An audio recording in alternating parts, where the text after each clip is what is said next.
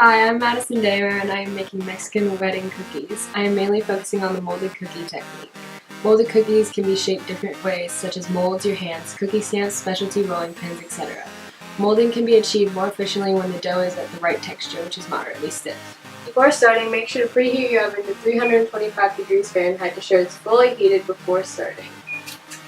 This recipe yields 18. You're going to need 1 cup of butter, 1/2 cup of white sugar, 2 teaspoons of vanilla extract, 2 teaspoons of water, 2 cups of all-purpose flour, 1 cup of chopped almonds, and 1/2 cup of confectioner sugar.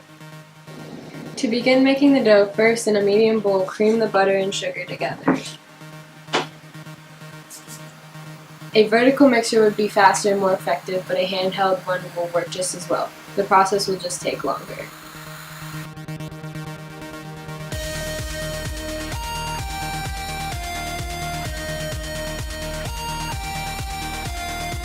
Stir in the vanilla and the water.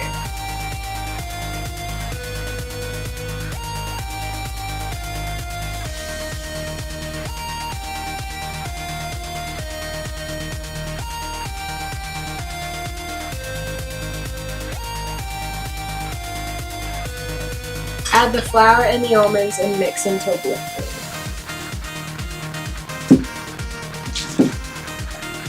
A way to chop almonds yourself is in a food processor, but you can also buy them pre-chopped.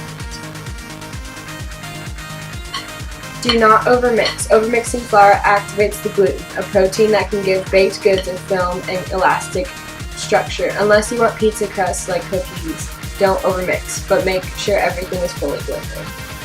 An extra trick you can do that is completely optional is chilling your dough in the fridge for 3 hours. Chilling cookie dough before baking solidifies the fat in the cookies. As the cookies bake, the fat in the chilled cookie dough takes longer to melt. The longer the fat remains solid, the less cookies spread. If you decide to chill, if the dough is too cold, allow it to sit at room temperature until easy to handle. First, you have to cover it and then put it in the fridge.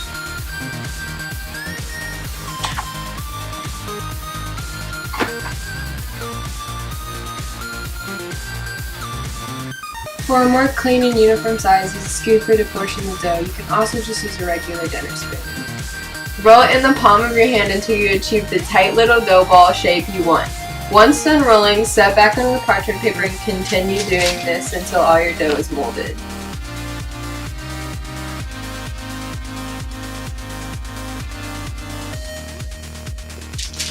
If you have too much dough in the ball, you can take off a piece and just put it back in the bowl.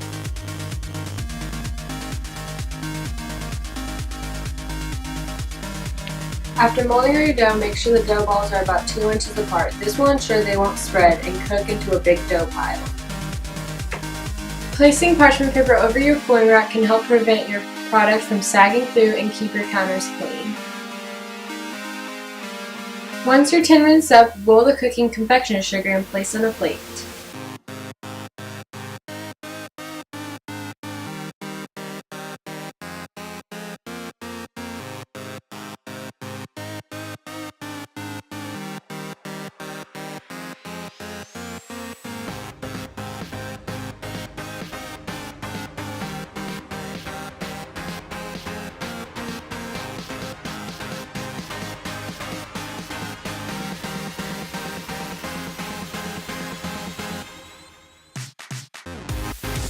An easy way to store them is in a room temperature airtight Tupperware container.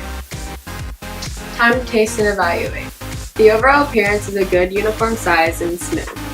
The outside texture is a little bit bumpy but mostly smooth, and the bottom is a little bit brown.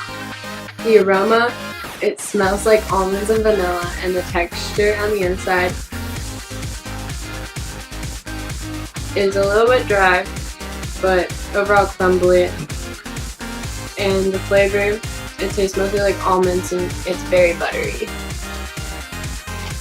Overall, I think they turned out pretty well, and I would definitely make them again. Hope you have successfully learned how to do the molded cookie technique.